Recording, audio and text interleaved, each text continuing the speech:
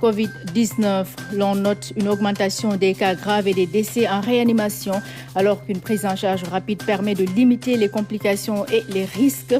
De nombreux malades attendent le dernier moment pour faire appel au SAMU, ce qui les expose. Et parmi les personnes les plus vulnérables, les personnes âgées, les jeunes sont appelés à les protéger.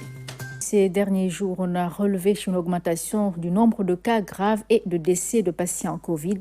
Cette létalité de 41% reste pourtant inférieure à la moyenne internationale qui est de l'ordre de 50%. Le SAMU national mène un combat au quotidien pour sauver des patients restés chez eux jusqu'à compromettre leurs chances de survie. La prise en charge rapide permet de limiter l'évolution vers les cas graves, nous dit Oumar Diaoua. Après 5 mois d'une lutte âpre, le Sénégal a franchi le cap des 10 000 cas.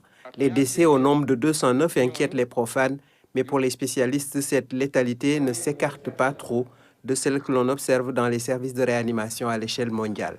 Elle est même en deçà des moyennes internationales. Au niveau mondial, pour les malades qui sont hospitalisés dans les services de réanimation, le taux de létalité tourne autour de 50%. Un peu plus de 50%, même pour des pays développés. On a un taux de létalité pour les cas graves seulement qui tourne autour de 41%. Cette hausse de la létalité est à mettre en rapport avec l'augmentation des cas dits graves. On peut quand même faire une forme grave. Donc c'est la personne âgée.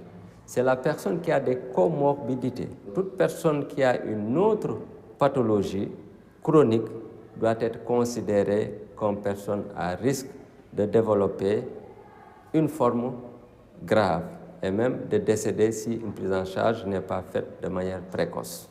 Une gravité qui ne survient pas en milieu de soins pour certains, mais plutôt en l'absence de soins dans les maisons. Les gens sont malades, restent à la maison longtemps, s'aggravent et quand ils sont dans l'impossibilité de respirer, ou bien qu'ils présentent des troubles de la conscience, ou bien qu'ils présentent d'autres complications qu'on nous appelle.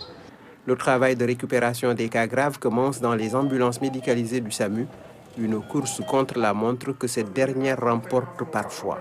On a eu des malades qui sont décédés 5 minutes après l'arrivée dans le service, ou bien même parfois dans les ambulances. Quand on arrive dans les domiciles, et parfois c'est vraiment un combat qui est presque perdu pour la plupart du temps. Ça peut expliquer également le taux de décès que nous notons. Les autorités sanitaires ont opté pour la prise en charge extra-hospitalière de certains malades. Ce n'est pas dans cette décision bien encadrée qu'il faut chercher l'explication des décès en hausse. Non, c'est pas lié. La prise en charge à domicile est une option qui n'est pas mal parce que ça permet de prendre en charge des patients qui ne présentent pas de comorbidité, qui ne présentent pas de symptômes graves et qui sont suivis. Dans son évolution, l'infection SARS-CoV-2 peut s'aggraver et conduire vers une détresse cardio-respiratoire. Celle-ci engage souvent le pronostic vital et doit être prise en charge rapidement par un personnel qualifié.